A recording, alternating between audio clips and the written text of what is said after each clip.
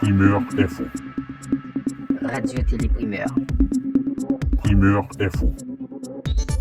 Primeur Info. Primeur Info. Radio Télé Primeur. Bonsoir et bienvenue au journal de ce mercredi 15 mars 2023. Notre premier sujet de ce soir, dans une interview ce lundi sur les ondes de la Radio Magique 9, la ministre de la Justice et de la Sécurité publique, Emily Prophète, a révélé que les blindés canadiens livrés en retard dérangent la lutte contre les gangs en Haïti. Elle affirme que la police pourrait mettre en œuvre sa stratégie si tous les véhicules blindés étaient livrés à temps. Emily Prophète a dit regretter que l'entreprise canadienne n'ait pas tenu parole. De notre côté, le Premier ministre canadien Justin Trudeau appelle les États-Unis et l'Europe à suivre le Canada en vue de sanctionner les élites haïtiennes qui sont de mèche avec les gangs. Des membres du Haut Conseil de transition et des représentants d'organisations internationales ont pris la parole dans un débat organisé par l'Organisation des États américains ce mercredi à Washington sur l'humanitaire, la sécurité, l'assistance électorale et démocratique en Haïti.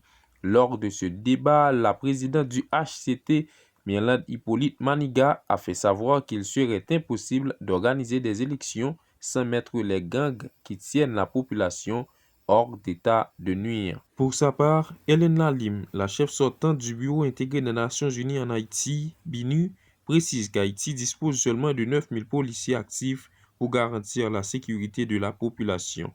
La diplomate a fait ressortir la gravité de la situation sécuritaire en Haïti. Selon l'OCNH, 40% des passeports imprimés par la Direction de l'immigration et de l'émigration contiennent des erreurs. L'Organisation citoyenne pour une nouvelle Haïti dit avoir collecté ces informations après une enquête de 2 semaines dans plusieurs bureaux d'immigration en Haïti. L'ambassadeur de France accrédité en Haïti a déclaré qu'aucun soldat ni policier français ne sera déployé en Haïti pour lutter contre les gangs armés. Fabrice Moriès a fait savoir Haïti doit compter sur ses forces nationales pour se débarrasser des gangsters. À l'étranger, les États-Unis, le Royaume-Uni et l'Australie ont lancé lundi 13 septembre un programme de sous-marins nucléaires dénommé AUKUS. Selon le gouvernement australien, ce programme qui coûtera près de 40 milliards de dollars sur les 10 premières années générera environ 20 000 emplois. Toujours sur le plan international, la présidente Xiomara Costra a annoncé que le Honduras établira des relations officielles avec la Chine.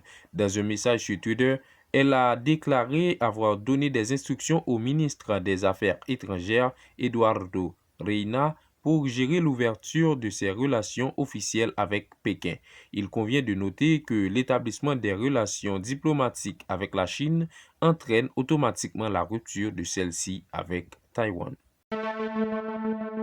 Maintenant, place au football. En Ligue des Champions, le Real Madrid a validé son billet pour les quarts de finale grâce à une victoire obtenue face à Liverpool. Le but décisif a été marqué par Karim Benzema, permettant ainsi à la Maison-Blanche de confirmer son avance, après avoir déjà battu Liverpool 5-2 lors du match aller.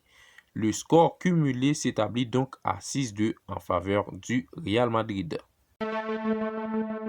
Mesdames et messieurs, toujours sur le plan sportif, dans le tennis féminin, l'américaine Coco Gauff a subi une lourde défaite en 2-7 face à la biélorusse Aryna Sabalenka, 6-4, 6-0. Cette dernière tête de série numéro 2 n'a laissé aucune chance à Gauff et a su exploiter chaque erreur de son adversaire. En demi-finale, Sabalenka affrontera soit Maria Sakkari, soit Petra Kvitova. Du côté des garçons, Daniil Medvedev a remporté sa rencontre face à Alejandro Davidovich Fokina en 2-7, 6-3, 7-5. Cette victoire permet à Medvedev de se qualifier pour les demi-finales d'Indian Wells où il affrontera l'Américain Frances Tiafoe, vainqueur du duel contre Cameron Norrie pour valider son billet. Pour finir, nous enchaînons avec le basketball NBA. La vedette des Grizzlies, Ja Morant, a été suspendu pour 8 matchs par la Ligue mercredi. Cette sanction fait suite à la publication d'une vidéo sur Instagram dans laquelle le meneur de Memphis brandissait une arme à feu. Le commissaire de la NBA, Adam Silver, a qualifié le comportement de Ja de irresponsable, imprudent et potentiellement très dangereux. Madame, monsieur, c'est la fin de ce journal. Merci de l'avoir suivi et à demain pour un autre numéro. Primeur Info. Radio Télé Primeur. Primeur Info. Primeur Info. Primeur Info. Radio Télé Primeur.